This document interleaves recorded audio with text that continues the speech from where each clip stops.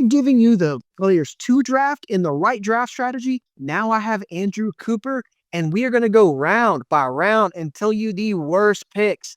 All right, we're going to open up with it. You have a hot take. And by hot take, it's actually not hot because we had a caveat that in the first round, there's no one that we just straight up hate.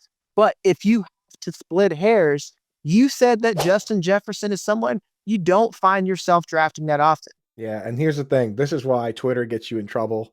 This is why your social media team gets me in trouble. Is that they're very good. You know what I mean? Like technically, I did say it. Matt Kelly always gets me to say these little things, but I don't find myself drafting a lot of Justin Jefferson, and that's because, like you said, you're splitting hairs at the top, right? A couple of years ago, CeeDee Lamb was going at the end of the first round. He was on the cover of our draft guide that year, and we actually, because I was drafting him in the front half of the draft, there was a bunch of guys I was getting very little of. Because the thing is, if you tweak these rankings by just a little bit, right? Like let's say you have Jahmyr Gibbs as your RB1, you can take him as the RB1 in every draft you're essentially in, and it means you're getting no Saquon Barkley, means you're getting no Bijan, right? So just by the fact that I have CeeDee Lamb ahead of Justin Jefferson, CeeDee Lamb with Dak Prescott, they scored 400 PPR points the year before last, the third best wide receiver PPR season all time behind only Cooper Kupp and Jerry Rice. It's like because I have that, and I'm just a little bit worried about the JJ McCarthy situation. They have Addison, they have Hawk. Just that little tweak alone means that I only get Jefferson in drafts where someone else also has Lamb ranked ahead, which means I do get him because I'm obviously a sicko volume drafter maxing out a lot of these contests. But because of that, my percentages end up low. So, and you're going to see that at a lot of these things. Like if you were to just rank Trey McBride over Brock Bowers, you would never get Brock Bowers. And now those are the little tweaks at the very top of these drafts you got to be mindful of when you're doing volume. And every once in a while, I will just draft Jefferson just to even out my percentages, but that's just the way it goes. It's hilarious that you said that because you've nailed it. And like especially if I'm picking at the top of the drafts, I mentally know I'm not getting Brock Bowers Right. just because of where he's gonna go. Like I know he's not gonna, and I just plan to get McBride elsewhere. And if I'm in the middle, a lot of times I'm like, I'm hoping I get George Kittle because it's hard for you to really plan when you're gonna get those tight ends. And like especially when we just rolled out the rabbit and I'm in there testing, helping out everything. Like the 12 drafts I've done, I told you this. I had like 50% exposure to Puka Nacua and Jahmyr Gibbs. That's legitimately because like if I'm only picking at the 4 or 5 spot, I had Jahmyr Gibbs as my RB1 this year. Like the RB1 does not repeat often, folks. So I'm not doing a hot take. I'm not saying Saquon sucks or he's going to be a Right. bust. But if I want the RB1, I'm going to take Jahmyr Gibbs. Because of that, I'm grossly overweight. Same thing with Puka Nacua, You know and who the last RB1 to repeat was? who? Priest Holmes, bro. Yeah. You have to go way back machine. At wide I was receiver, like, in 10 years, I don't think it's happened. Yeah. yeah, 10 years hasn't happened. Wide receiver, we had the Antonio Brown like back to back to back years, but like at RB, it just doesn't happen because you get that kind of volume and conditions have to be perfect. So it's Yeah. great. It's a great thought process. I also want to just throw one thing on Bowers and McBride. I love the Rabbit because I haven't been drafting them a ton in other platforms that are deeper with more rounds because historically tight ends drafted that high really need to have exceptional seasons to be worth it. But in this one, in the 15 round draft, the one tight end build is all of a sudden viable. In which case, if you do draft a very safe one tight end, then you can get away with it. So in this, I actually have been drafting a little bit of them, not as much, but like it's a very unique format here that you guys have built. Yeah, and it's funny, it's like man, I at the other gig, I have a video going out that's just draft strategy, and it's picking from the tower, and it's like you said, the only tight ends that I'm taking are these early ones, and it's only because, like, Brock Bowers would be if he was at wide receiver, he'd be the wide receiver 3 in receptions and wide receiver 8 in total yards, and just doing the extrapolation game and the positive regression game, if this offense improves, there's gonna be touchdowns on top of that. So that's the only one I would take at that point. Same thing with McBride. No one threw to the tight end more often, but taking tight end too early, that's like, I got to quit with Sam Laporta. He's Get to it. just, it's just not reasonable to take Sam Laporta as high as you're taking him. Just wait and take David Njoku or Tucker Kraft a lot later, because if anything, you have the upside that you have with Sam Laporta, but you're insulating your value risk by taking them so much later. Exactly, Um, and that's the thing with this format is that, like, you can wait and take Njoku and Kraft, and then you just have 2 tight ends and you're good. With this format where it's total points, and I really wanna stress that to people, you don't have to worry about bye weeks. The bye weeks don't hurt you, right? Only injuries can really hurt you. As long as you're getting the total points one way or another, that bye week doesn't hurt, so you can if you do draft one high-end tight end in this, you can get away with it, same with quarterback, versus some of the other ones where, even that one bye week it kind of crushes you. Not to mention when you're going out to 18 or 20 rounds, it's a lot easier to find like a junk quarterback or junk tight end that can give you a couple nice weeks. So this format really is one of the few where I will go in on the top couple guys. I usually don't. Usually don't. and, yeah, it's and I love how we started out with Justin Jefferson. We're like, "Yeah, he's fine, but maybe. But here's what you really need to do with Right. Tyler." Yeah. Hey, dude, it's just gonna be one of those. Well, let's move on to the second round then. Let's hit the Yeah, I second was round. gonna say second round is mine. Like, I let Coop have the, odds, I took the evens.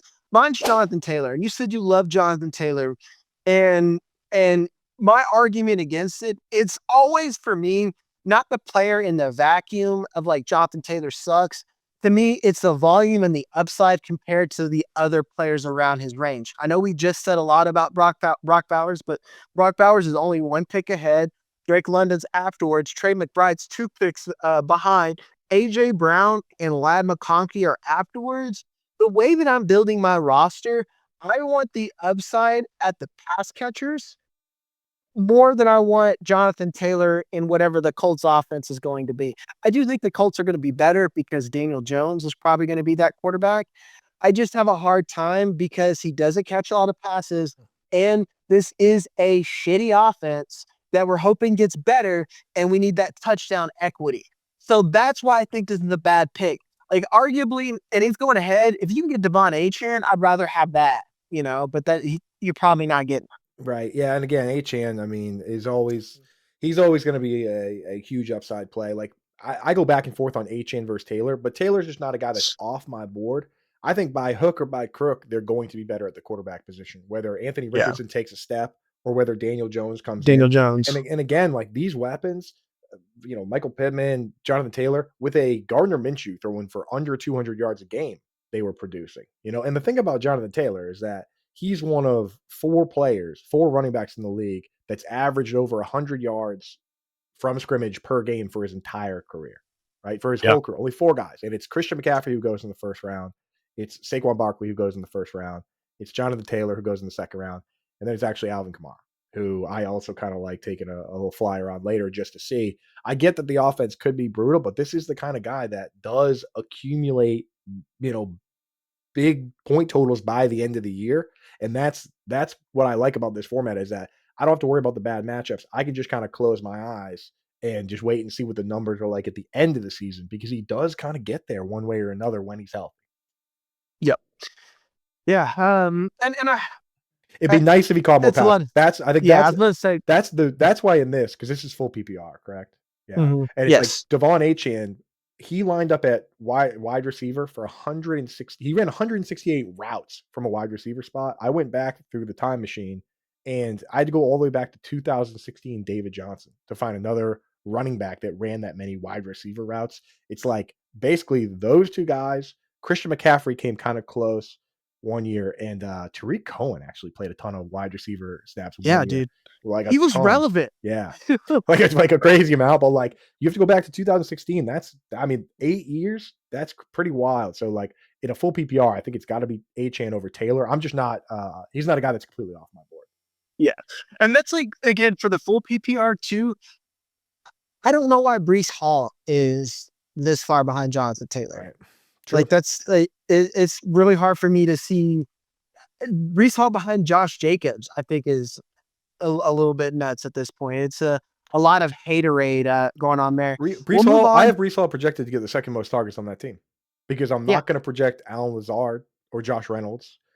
You can hope and wish. Maybe Arian Smith. Yeah. Right, Maybe Arian Smith. you can hope and wish for Mason Taylor, which I think is fun, but, like, Mhm. you know, we've seen Breece Hall do it, so I'm with you on Yeah. that. Yeah. We'll move on to yours in the third round, and this is gonna be nuts because I've been telling folks after Evan Ringler, our data guy, he made a chart of ADP versus projected points. And this was earlier. Now ADP shifted a lot now that we're in our second week of the rabbit. But especially in this format, it seems to benefit you by having these high upside quarterbacks, or at least having some positional value in three spots more than any other tournament. Because, like you said, you only got 15 rounds, and when you have a smaller field, that just means that the upside to separate yourself from that field is a little bit more prominent. So, why Josh Allen, or was it more that you would just rather have like Lamar Jackson or some of these other guys at a cheaper cost? That's definitely part of it. Yeah, in this, in Fast Draft more than any other platform, I'm more willing to take one of the top 4 guys, and when I do, I don't take another quarterback, just because the way it works with this lineup with no super flex, your other quarterback, it's not about having better weeks along the way. Your other quarterback flat out needs to score more points than Josh Allen, and if you're drafting Josh Allen as the first quarterback off the board, you're projecting him to obviously score more points than the QB9. You know what I mean? So it's almost a wasted pick, in my opinion, to take another quarterback. The problem that I run into with Josh Allen is that I wrote an article over at Fantasy Alarm where I broke down the top 4 quarterbacks, the pros and cons, and they all have pros and cons. So I personally can't just put him on a pedestal where he's that much higher than Lamar Jackson and Jaden Daniels and Jalen Hurts. And you do have to take him quite a bit higher than Jalen Hurts and Jaden Daniels. I mean, the problem that you run into, one of the problems you run into with Josh Allen is it's very rare for quarterbacks 28 years or older to run more than 100 times. He actually last year just became only the 3rd guy to do it. He ran 102 times. And it's the other 2 guys are Mike Vick and Cam Newton. And we all know how things ended for Cam Newton. And you can find all sorts of quotes from Josh Allen where he says, "Hey, I know I need to run less. I know I'm using my youth here. I know I'm kind of putting things at risk doing that." I think he realizes he needs to run less. Not that he can't obviously be a high end quarterback transitioning to more of a pocket passer like Russell Wilson did for a few years there when he was 29, 30 years old. But I just worry that he's not going to come out and run 140, 130 times like I expect Jaden Daniels to do, or I expect Lamar Jackson to do. The other part of it is a little bit of a gamesmanship, Jagger, where like I've been in so many of these drafts where everybody in the room is thinking to themselves, "I'm not taking a quarterback. I'm taking one later." And you do feel the pain when you come out and you take a quarterback in the 3rd round, and then no one takes another No one one else. until you Yeah. know what I mean. Like you just feel like an idiot, and I hate that feeling. Which is why I love taking Josh Allen when he falls to the 4th, but that kind of by definition makes it so that I'm fading him in the 3rd. Another thing, an gamesmanship on here, and it matters less in this tournament, but it is a plus EV move. It's stacking. This is both a bug and a feature of Josh Allen. I've never seen such a premium a premium QB have the shittiest stacks Right. on the planet. Like they're just kind of dookie, man. Khalil Shakir is just I like Khalil Shakir in Dynasty, in redraft, in best ball. I can't stand him because realistically, he's never gonna be in the top 8. The reason why you like him in Dynasty and redraft is because you could put him in your flex, and especially in PPR, you're like, I know I got 10 points. I know there's not going to be a 0. But is he going to be the guy that's like, man, thank God for that Khalil Shakir week? It's Right. not. Right. Hey, Oh, that's the thing. So in something like Scott Fishbowl, you like Khalil Shakir because you have to start yeah, 11 guys and you have to click the button on their name, right? Like, exactly. but in Yeah. something like this, and I'll say this for a whole group of these slot wide receivers, the pure slot wide receivers, ones that come out of the game for 2 wide receiver sets, is that that's kind of our generation's version of the 3rd down back, where Yeah. we're like, oh, if Tony Pollard just got more touches, or if Austin Eckler runs for 7 yards a carry, if he just got 200 carries, then that's like a billion yards. But what happens is when you have to face tougher boxes, or even just be the guy that runs the ball on 3rd and goal from the 1, that 1 yard touchdown hurts your yards per carry, right? And you look at these slot guys, and they come out and they pretty much only face nickel corners and linebackers and sometimes safeties or whatever the configuration is. Like, obviously, their separation score is going to be great. Like, obviously, their metrics on getting open is going to be great. But if you take Khalil Shakir and you make him go out and line up out wide and face Christian Gonzalez or Trent McDuffie one on one, what do you think is going to happen to those yards per route run numbers? What do you think is going to happen to those separation scores? Right? It's like, so if you were to tell me that the thing is, if you were to tell me that he was going to play that role, I would obviously move him up because that just means more snaps and more opportunities. That's how we got CeeDee Lamb. who was a slot only guy, 94% as a rookie, right? Um, But with Amari Cooper and Michael Gallup, CeeDee Lamb breakout, Chris Godwin breakout, JSN breakout after he leapfrogged Tyler Lockett.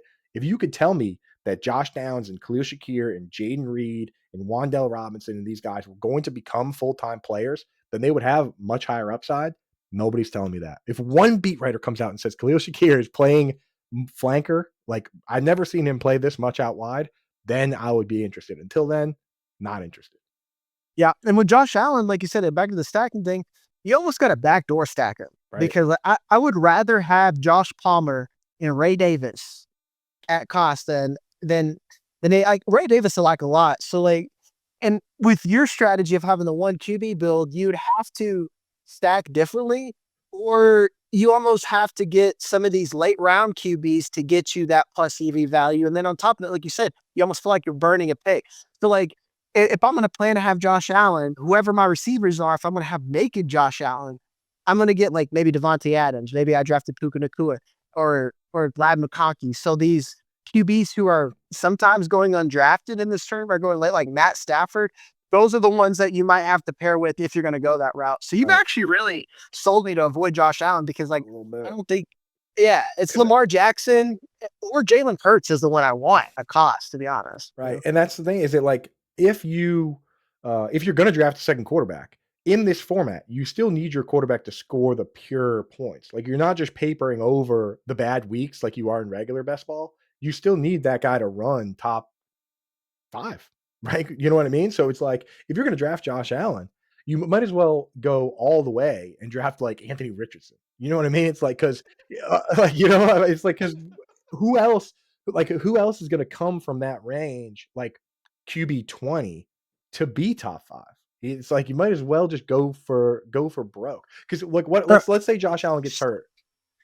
If your quarterback is then like say Matthew Stafford, who I love, let's say he's picked at QB 18 and he finishes QB 9. Well, you still lose. You know what I mean? Like your quarterback is still QB 9.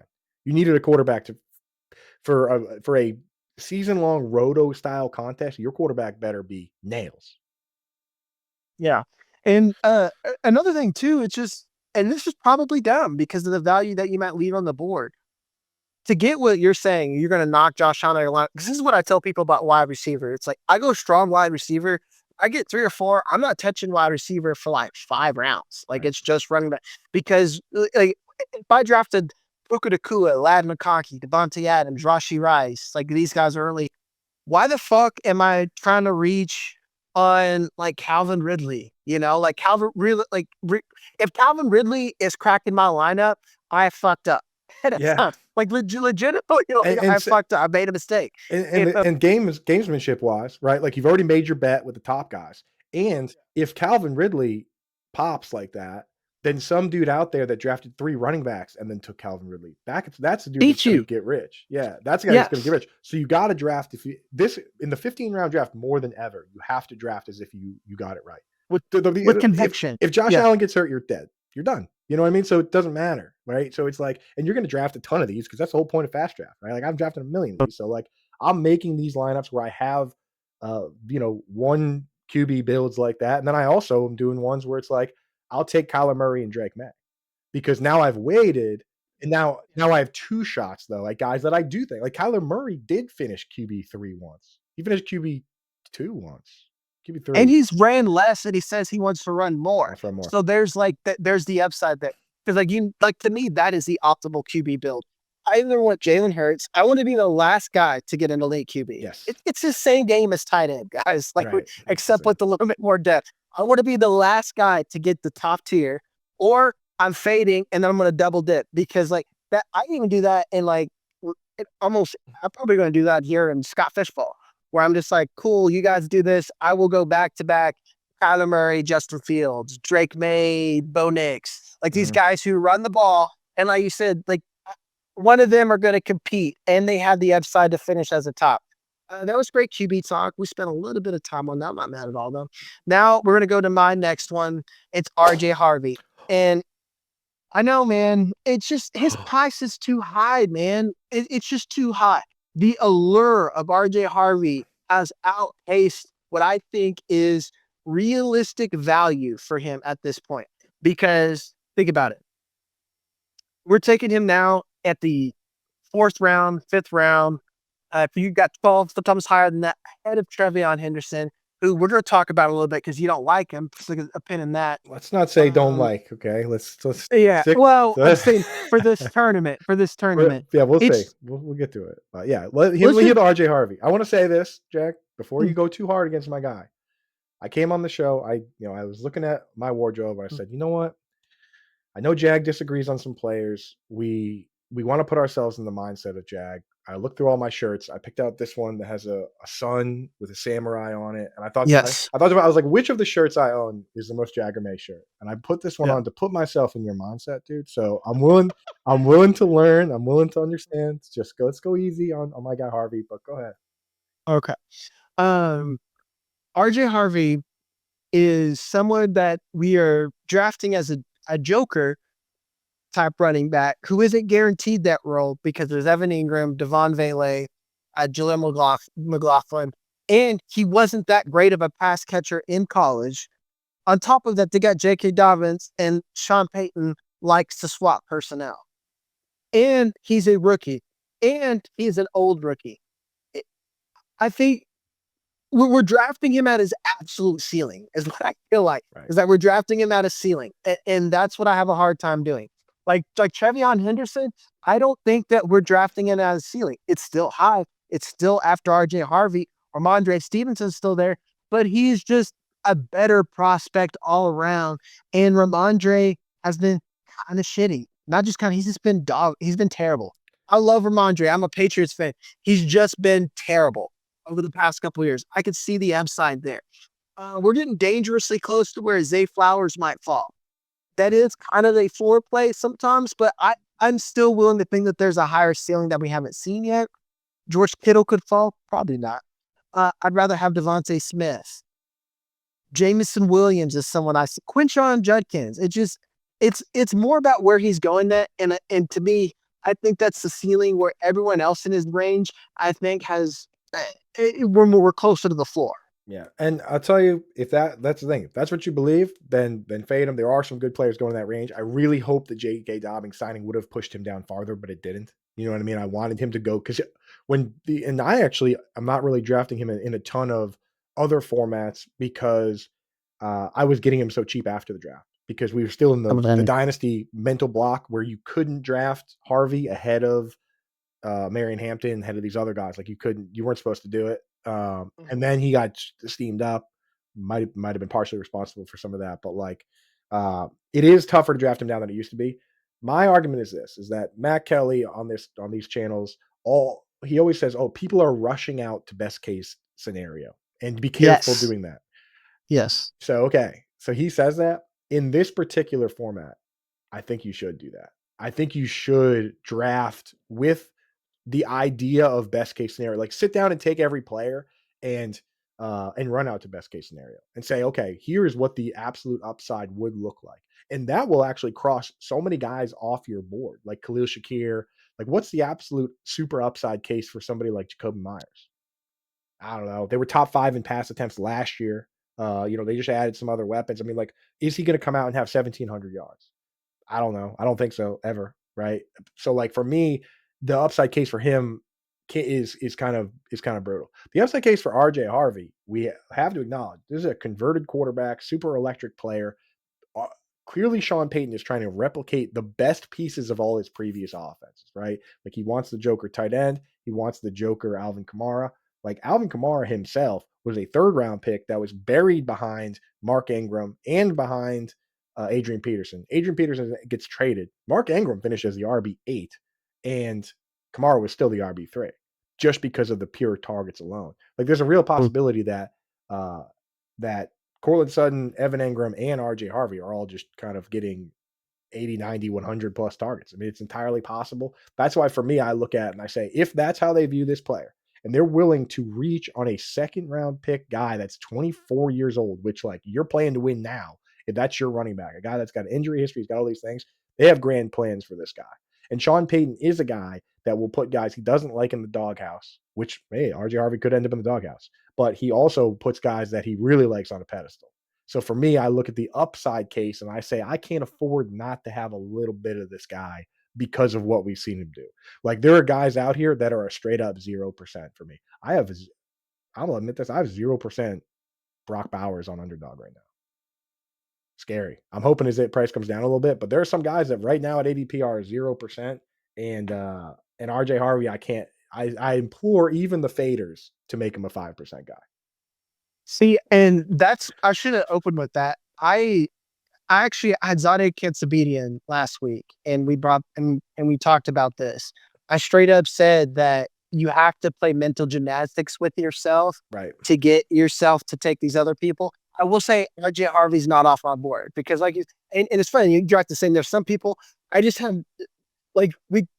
Did we talk about Jordan Addison on He's here? Was that he's all off coming up air? he's coming up soon. Yeah. He's coming up Okay. soon. Well, we'll save it for there. But like some of these people that I have 0%, like You us, should like and you should. actually, yeah, with the exception of one running back, the rest of this list on here, I do not own. I accidentally may have clicked one of them, and I, like type shit, but there's no Yeah. reason for it. Now, can I say one Um, thing? Can I say one thing here? yeah, I'm really excited for this TreVeyon Henderson conversation that we're about to have after we hear from Matt Kelly here, because I may have just had that argument with myself in my head just yeah. now.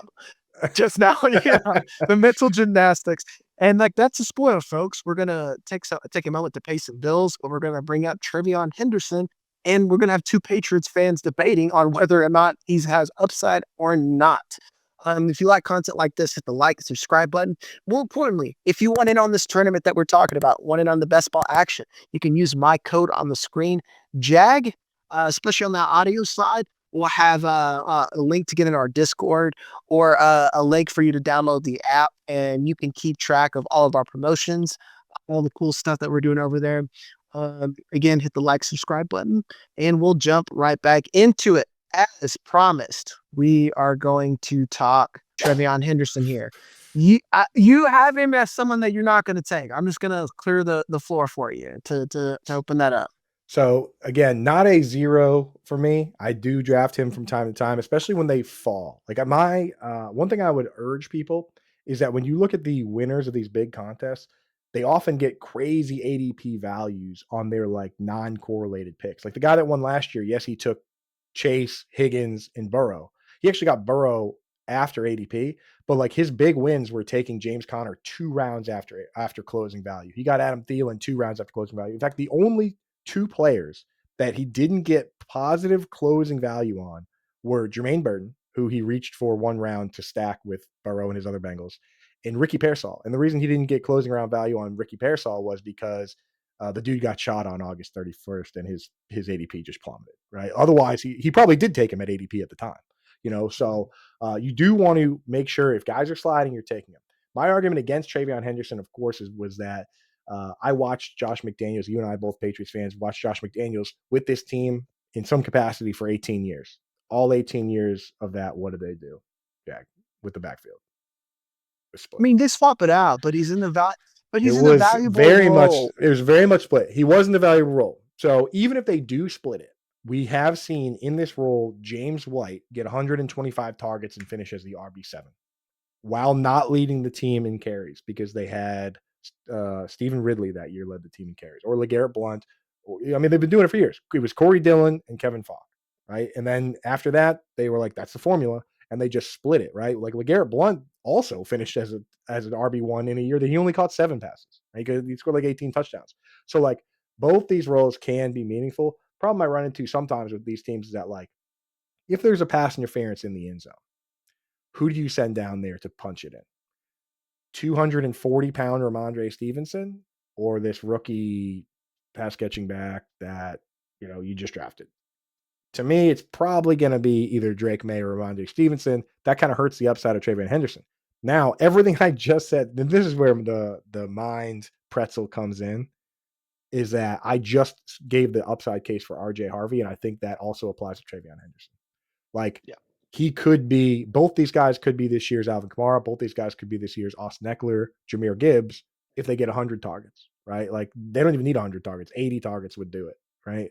Devon Achane didn't get 200 carries, but he got 87 targets. So for me, if these guys are getting those kind of targets, which we know Josh McDaniel is willing to do, we know that the weapons aren't exactly incredible over there, and we know that unlike last year, where they won, in my opinion, 3 games because the Bills let Joe Milton win, and also the Bengals kind of let us win week 1. Like the Patriots were terrible. This year, the over under is 8.5 wins. The over under for the Broncos is 9.5 wins. That's been my case for like people are like, oh, the Broncos are better than the Patriots. I'm like, yeah, but how much? I mean, you can bet on it if you want. Well, that's division too. Like I think like divisions gone Good. into That's play. good. That's a good thing. The Mhm. Patriots are playing a last place schedule. That's true. That's The great. Dolphins are ass. The Dolphins are The the Dolphins Dolphins are are the Dolphins are asking. We were worse, so we get to play all the last place teams from the other divisions too. Like from the right, so we get to play the Browns, we get to play the Raiders, we get to play, all those teams that were the worst in their division, whereas the Broncos were a playoff team. I guess they actually also finished third, but still, like but like I would probably bet on the Broncos to win more games than the Patriots, but Vegas is saying 1 game.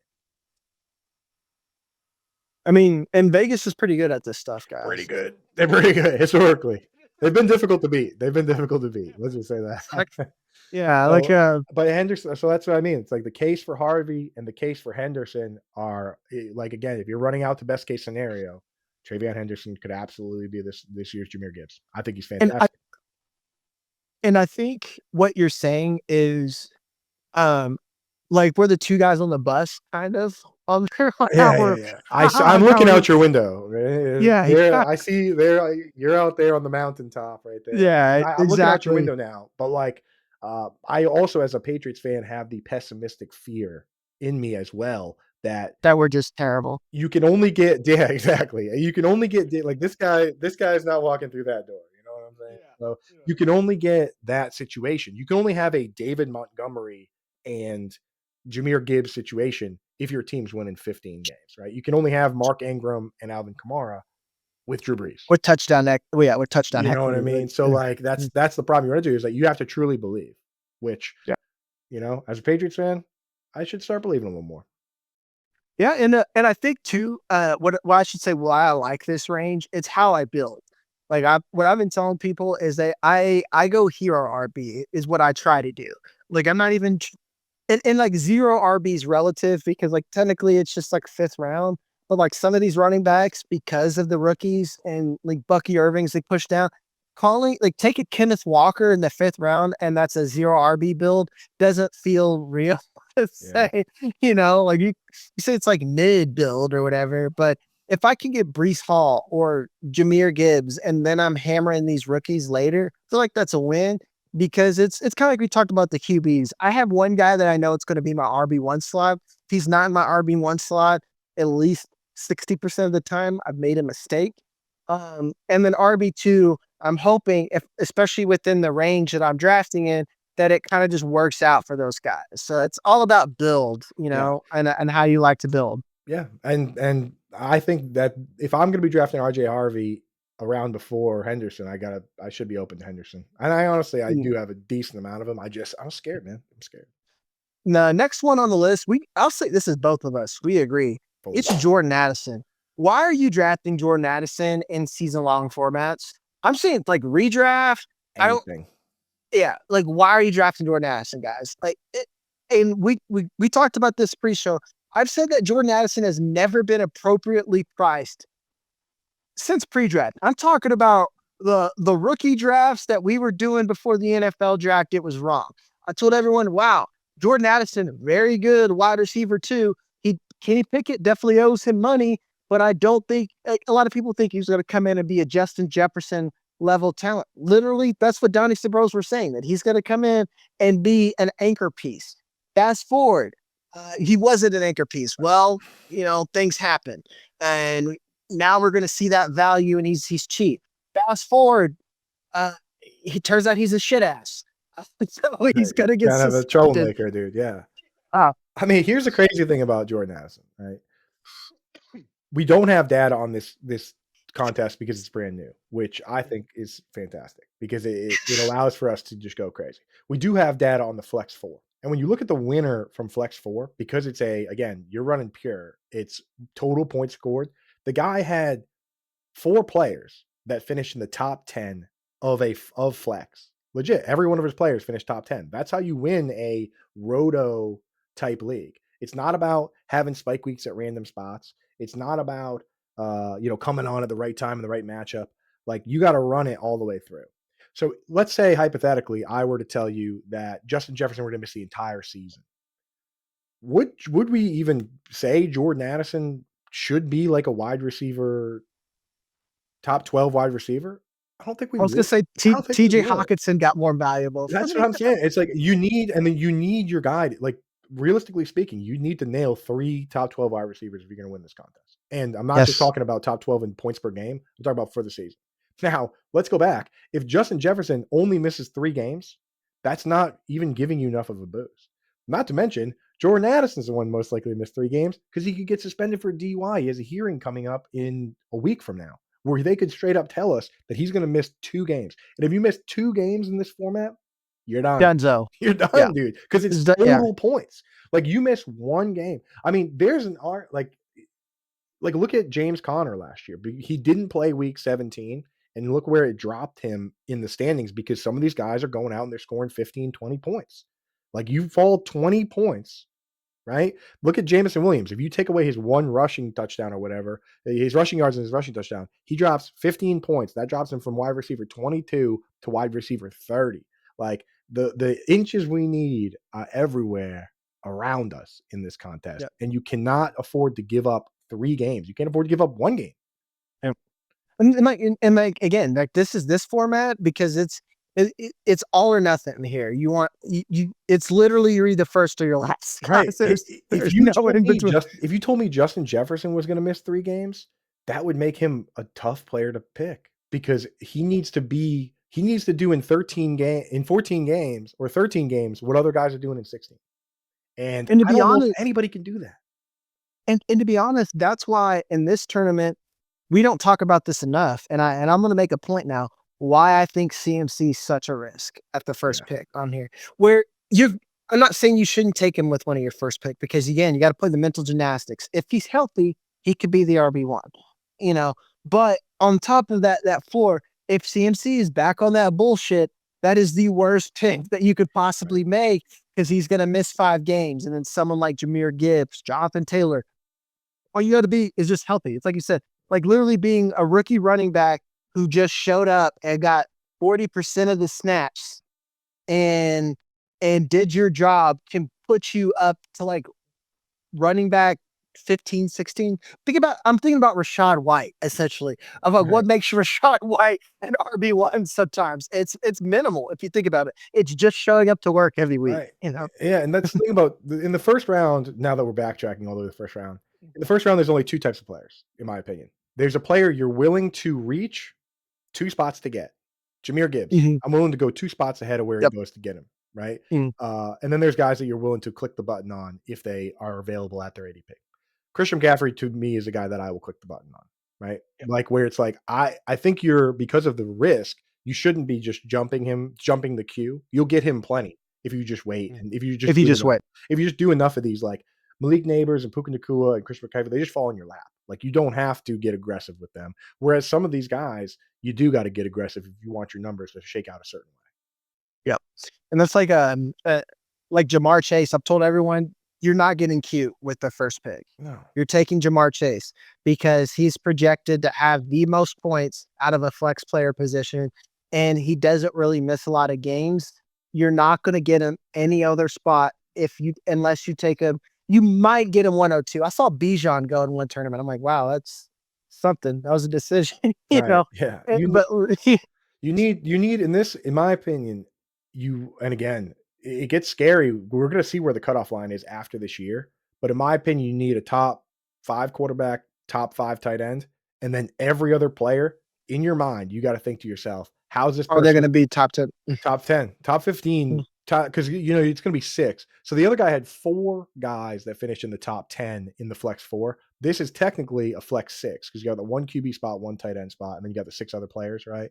So I think 6 players out of the top 15, 20, right? That's probably what it's going to look like in my opinion. So ask yourself, do I think this guy can be a top 10 running back or top 10 wide receiver? But like just overall top 15 flex is probably where you got to live. And if you don't think like the safe but boring guy that's definitely going to be like 20 or so, that player is kind of drawn dead. Yep. And that's a good segue to our next one. It's Brandon Ayuk. Yeah. There is no playoff No like in this playoff. tournament. The in I'll even go say if you're playing underdog, I just don't think Brandon Ayuk's going to be the reason that you're going to win. And then here's why. It's the multiple things. Let's start off right off the bat. You've heard me and Coop say it now for 30 minutes. If you miss games, it's Jover. It's It Brandon Ayuk. Brandon Ayuk is guaranteed to miss games. yeah. Use your noggin. Use your noggin. And the thing is, like, even we watched this with TJ Hawkinson last year. He missed a huge chunk of the season. When he came back, they were winning the games and he was playing like 50% of the snaps. There's a very real possibility that Brandon Ayuk ends up in a rotation with the fullback, Kyle Juszczyk, and the blocking tight end, Luke Farrell, that they just gave $1 zillion to. Because that's what the wide receiver 3 does. Like when Ayuk comes back, he could just be in the role Juwan Jennings typically plays in, where it's like, look, we're going to play on pass downs, and on rundowns we'll take you out of there because you got the knee, and they'll just let Pearsall and Jennings play.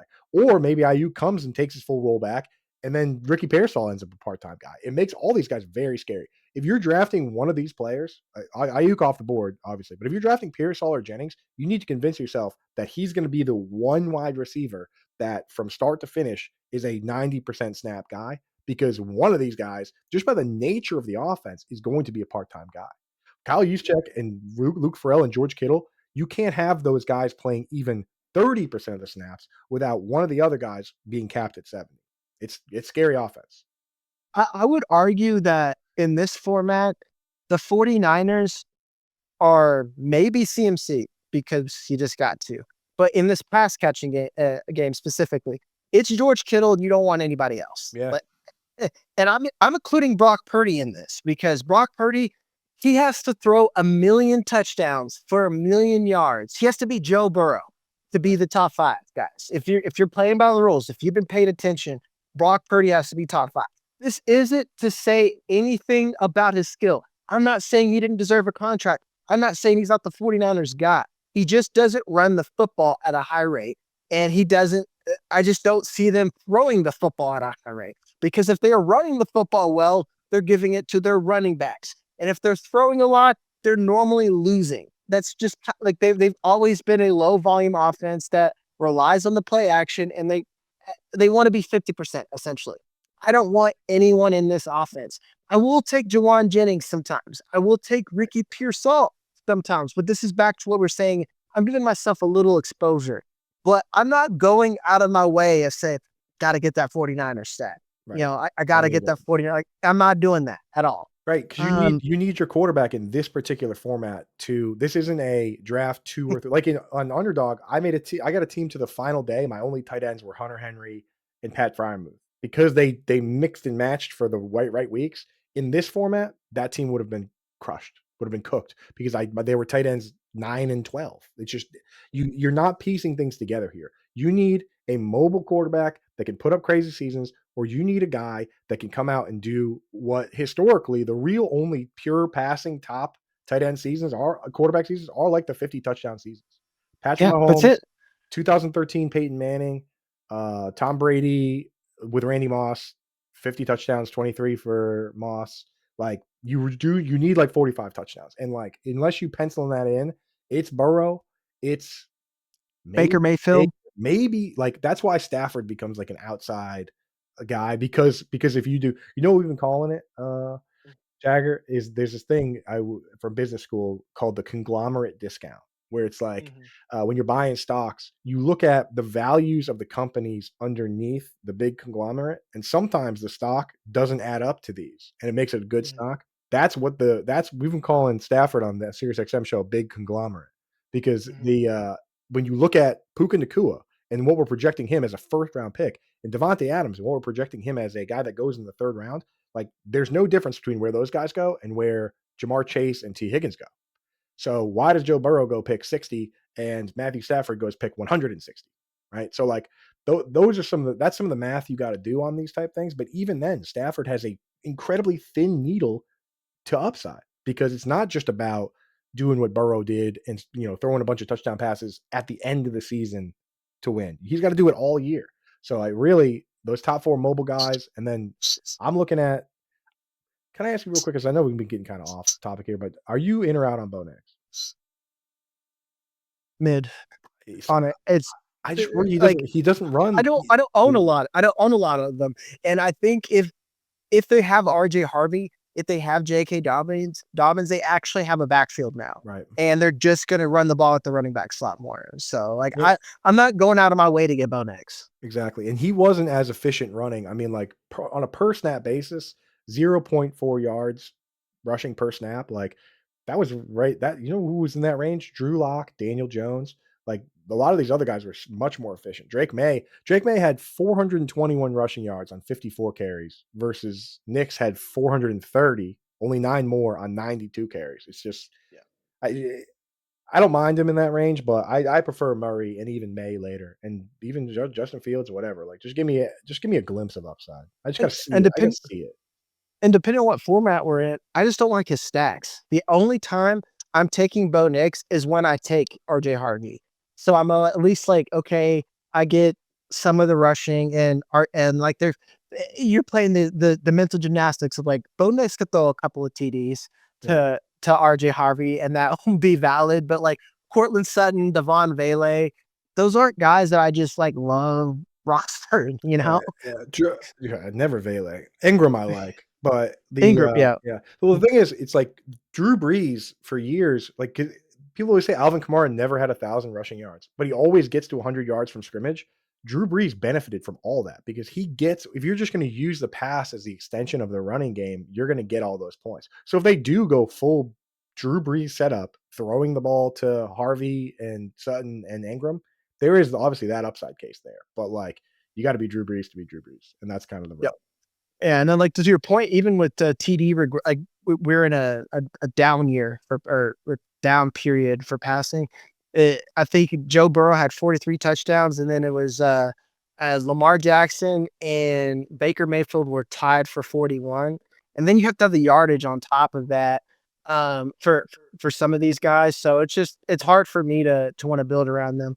The last player in the last round like, and I love the way that again we went round by round. We have here's the wide receiver twos who could be fine. Here's the injured guys who we hope for something. Now it's to like the backup running backs. Jaydon Blue fucking sucks, man. I'm sorry. Like I just think he sucks. It's yeah, the excitement for the RB 17 off the board in the draft. You know what I mean? Like 5th round pick. It's just it's hard to get fired up. And I'll tell you this time of year, like the ADP gets so concise towards the end of the year, but there's a reason for that because we get more information. Until Jaden Blue gets one single rep with the first team, I'm never going to draft him. The day that they come out and say, Calvin Watkins, beat writer for the Cowboys, the day he tweets, "Hey, Jaden Blue got a first team rep today," I'll get my first share of Jaden Blue. But if he cannot surpass Miles Sanders, people are saying Miles Sanders looks the best.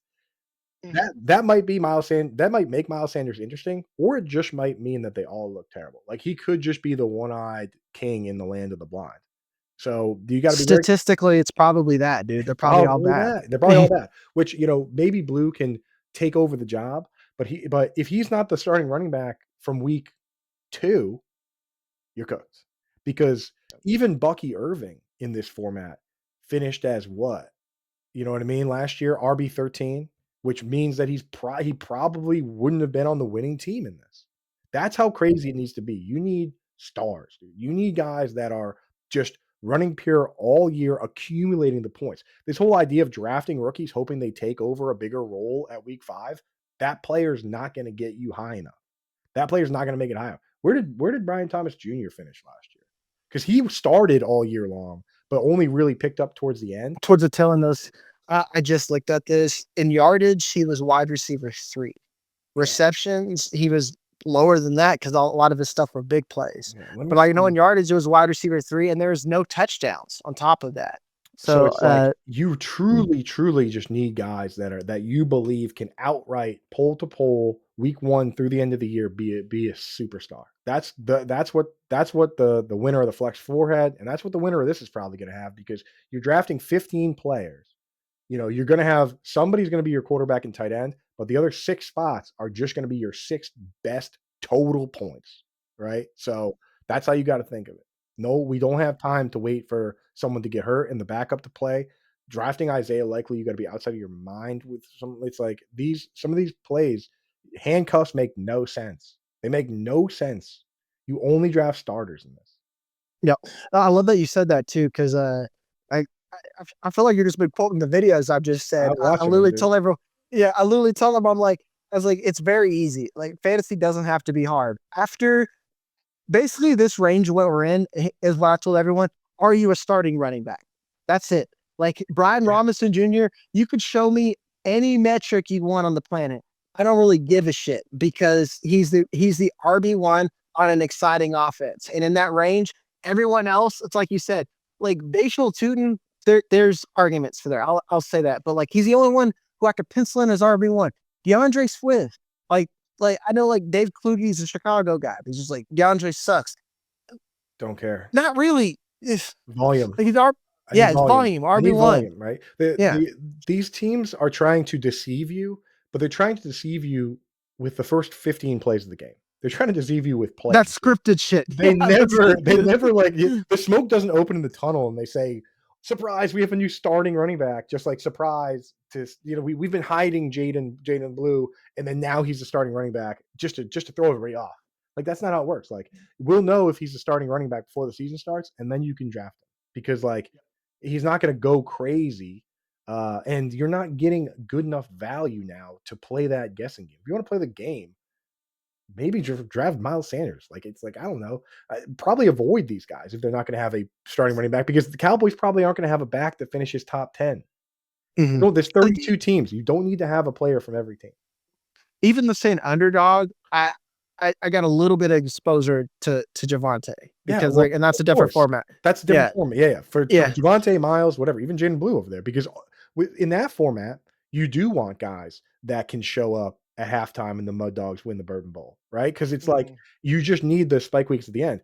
The guy that won last year, Adam Thielen, missed like the entire year with a crazy, crazy hamstring injury. And then he came back at the right time and over the last stretch of games was the wide receiver 13. And scored 2 touchdowns in week 17 and was a huge part of his lineup as a 15th round pick. In this format, that player does nothing. Love it. Great conversation, and I'll make sure to like our Discord guys. I'm gonna really expand on this because like Coop, you actually came in with like proper gamesmanship knowledge on here, especially like pointing out guys that like if you think they're gonna miss a game, if they are going to miss a game, some of these guys we just know they're gonna miss a game. Right. Like Jordan Addison's probably gonna miss a game, or something like that.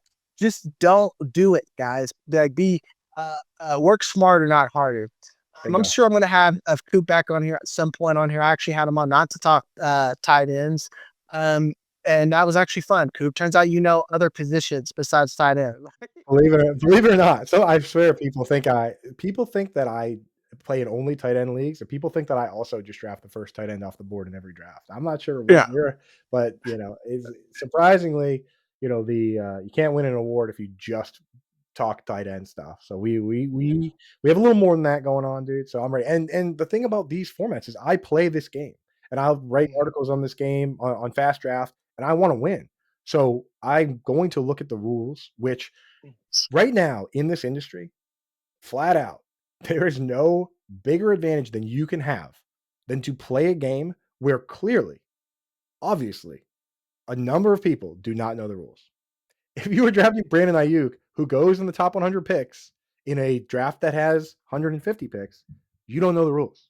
So, of course, I'm going to play a ton of this. Wrong. Yeah, you just Wrong already, dude. like I was fast draft immediately when you did it. It's just like, oops, like your Oops, team just burns lost. up. Yeah, oops, you lost. You know what I mean? So it's crazy that people would do that, and there's a huge advantage for us and the people that follow you and watch your shows.